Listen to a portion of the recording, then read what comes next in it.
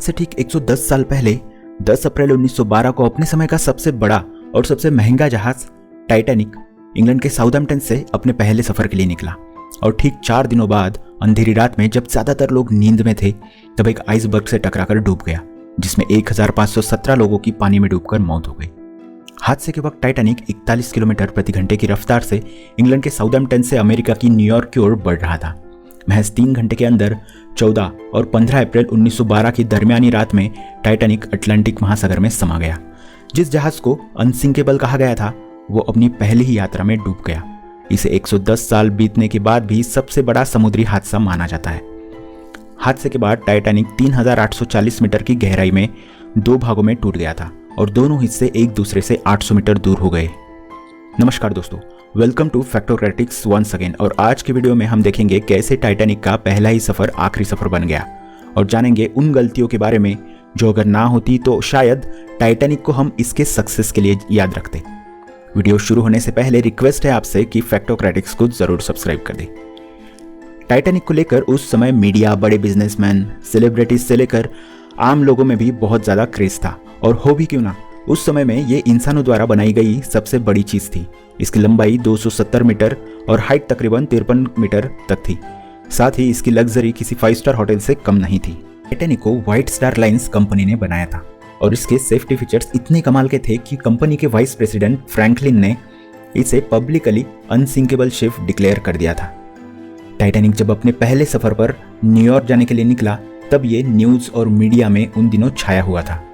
Titanic Atlantic ocean से जब गुजर रहा था तब इसमें कई सारे आइसबर्ग्स मौजूद थे और इसके बारे में टाइटैनिक को 12 अप्रैल 1912 से ही दूसरे जहाज़ों से वार्निंग्स मिलना शुरू हो गए थे, जिन्हें फॉलो करके टाइटैनिक ने अपना कोर्स चेंज किया।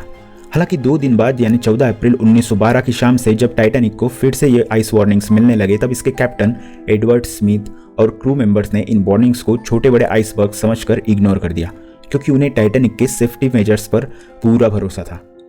अक्सर समुद्र से गुजरने वाले जहाज आइसबर्ग्स या तूफानों के बारे में रेडियो सिग्नल्स भेजते रहते हैं, जिससे कुछ किलोमीटर पास से गुजरने वाले जहाज सतर्क हो जाते हैं।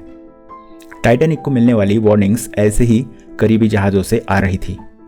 14 अप्रैल की रात को टेम्परेचर गिरने के बाद जबरदस्त ठंड थी और फॉग के कारण विजिबिलिटी भी काफी कम थी। साथ ही कहते हैं कि उस रात आसमान में चांद भी नहीं था।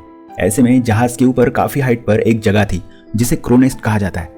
क्रोनेस्ट से एक आदमी जहाज के सामने देखता है, जैसे अगर दूर कोई आइसबर्ग या फिर कोई और बड़ी चीज जहाज के रूट में आने वाली हो तो ये क्रू मेंबर्स और कैप्टन को इन्फॉर्म कर देता है। टाइटैनिक के क्रोनेस्ट में बैठे फ्रेडरिक फ्लिड को रात के 11:40 के आसपास सामने एक बहुत बड़ा आइसबर्ग दिखा और उसने जल्दी से फोन लगाकर ऑफिसर्स और कैप्टन को इन्फॉर्म कर दिया। कैप्टन ने इंजन रूम से टाइटैनिक को लेफ्ट में मोड़ना, जहां पर टाइटैनिक और आइसबर्ग के बीच दूरी इतनी कम बची थी कि सिर्फ 2 मिनट के अंदर टाइटैनिक इस बहुत बड़े आइसबर्ग से टकरा गया। यह आइसबर्ग कोई छोटा या बड़ा बर्फ का टुकड़ा नहीं था। ये 50 से 100 फीट ऊंचा और 400 फीट लंबा था, जिसे शिप के सामने वाले हिस्से यानी बो में बहुत बड़ा डेंट आ गया। शिप के मेन कैप्टन स्मिथ और आर्किटेक्ट थॉमस एंड्रयूज ने जल्द ही रियलाइज किया कि शिप को लगी चोट इतनी बड़ी थी कि उससे जहाज कुछ ही समय में डूब जाएगा। और ये उनके लिए एक बहुत बड़ा झटका था, क्योंकि वो इसे एक अनसिंकेबल शिप मान रहे थे। जहाज की मेन बॉडी को हल कहा जाता है और टाइटैनिक के हल के सामने वाले हिस्से में डबल लेयर लगी थी। इसका मतलब अगर ये किसी चीज से टकराकर एक लेयर टूट भी जाए तो दूसरी लेयर जहाज को बचा लेती थी। लेकिन आइसबर्ग सामने से ना टकराकर साइड से टकराया था, जहां पर सिंगल लेयर्ड हल लगा हुआ था। जहाज के नीचे वाटरटाइट वॉल्स के साथ 16 कंपार्टमेंट्स बनाए गए थे, जिनमें से 4 कंपार्टमेंट में भी अगर पानी भर गया तो फिर भी जहाज चलता रहेगा, डूबेगा नहीं। इस तरह से इसे बनाया गया था। इन्हीं 2 वजहों के कारण इसे अनसिंकेबल माना गया था। पर शायद इसे बनाते वक्त आइसबर्ग के बारे में सोचा नहीं गया होगा और इस टकराव से 16 में से 6 कंपार्टमेंट्स में पानी भर गया, जबकि लिमिट 4 की ही थी, जिसका मतलब RMS टाइटैनिक अब डूबने वाला था। कैप्टन फिलिप्स ने ठीक 12 बजे रेडियो सिग्नल्स भेजना शुरू कर दिए, जिससे अगर आसपास कोई जहाज हो तो वो टाइटैनिक की हेल्प के लिए आ सके। ठीक 20 मिनट्स के बाद टाइटैनिक के सबसे करीबी जहाज RMS कारपैथिया को सिग्नल्स मिले और वो टाइटैनिक की तरफ आने के लिए निकले। लेकिन प्रॉब्लम ये थी कि दूसरे जहाज़ों से सबसे करीब होने के बाद भी ये तकरीबन 107 किलोमीटर दूरी पर था, जिसका मतलब टाइटैनिक तक पहुंचने के लिए इसे 3.5 से 4 घंटे लगने वाले थे। साथ ही क्रू मेंबर्स ने भी आसमान में रॉकेट्स छोड़ना शुरू कर दिए थे, जिससे कारपेथिया के अलावा भी अगर कोई और भी जहाज इन्हें देखे तो वो भी टाइटैनिक की हेल्प के लिए जल्दी से जल्दी आ सके। रात को 1 बजे जहाज का सामने वाला हिस्सा पानी में पूरी तरह से डूब रहा था, जिससे पीछे वाला हिस्सा ऊपर आ गया। जहाज पर लोगों को लाइफ बोट से नीचे उतारा जाने लगा, पर जहाज पर जहां 2000 से ज्यादा लोग थे वही लाइफ बोट सिर्फ 20 थी, यानी सिर्फ 1200 लोग ही इन लाइफ बोट्स पर जा सकते थे। आखिरी लाइफ बोट जाने के बाद भी शिप पर 1500 लोग बचे हुए थे और 2 बजे के बाद टाइटैनिक का आधा हिस्सा टूटकर धीरे धीरे पूरा जहाज पानी में समा गया, जिसमें बचे हुए 1500 लोगों में से कुछ पानी में डूब गए तो कुछ लोग जो पानी में तैर रहे थे वो ठंड से मारे गए, क्योंकि पानी का टेम्परेचर -2 डिग्री सेल्सियस था। जब RMS कारपेथिया टाइटैनिक तक पहुंचा तब टाइटैनिक पूरी तरह से पानी में समा गया था, पर लाइफ बोट्स पर सवार 700 लोगों को कारपेथिया ने बचा लिया।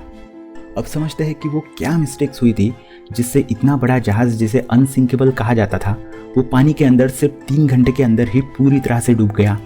क्यों कोई और जहाज आइसबर्ग से नहीं टकराया? टाइटैनिक से ही ऐसी क्या गलतियां हुई थी? Mistake number 1, white star lines के चेयरमैन जोसेफ ब्रूस ने कैप्टन स्मिथ को न्यूयॉर्क पहुंचने के लिए सिर्फ 6 दिन का टारगेट दिया था। इसीलिए पहले ही दिन से कैप्टन स्मिथ के ऊपर प्रेशर था, जिससे टाइटैनिक अपनी फुल स्पीड से चल रहा था। अगर टाइटैनिक ये सफ़र 6 दिनों में तय कर लेता तो सबसे बड़ी शिप बनने के साथ ही टाइटैनिक सबसे फास्ट शिप भी बन जाती और कंपनी की रेपुटेशन बहुत ज़्यादा बढ़ जाती। यही वो पहली गलती है जिससे आइसबर्ग दिखने के बाद भी शिप की स्पीड कंट्रोल में नहीं की जा सकी। मिस्टेक नंबर 2, जैसे कि हमने पहले ही बताया, 14 अप्रैल की शाम से जब टाइटैनिक को आइसबर्ग के बारे में डिस्ट्रेस सिग्नल मिलने लगे तब कैप्टन स्मिथ ने उन्हें इग्नोर कर दिया। अगर इन सिग्नल्स को सीरियसली लिया गया होता तो कितनी ही जानें बचा ली गई होती।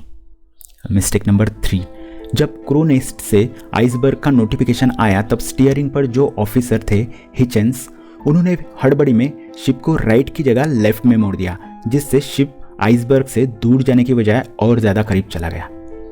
मिस्टेक नंबर 4, जहाज पर सिर्फ 20 लाइफ बोट्स थी जो सिर्फ 1200 लोगों को लेकर जा सकती थी, जबकि जहाज पर 2000 से ज़्यादा लोग थे।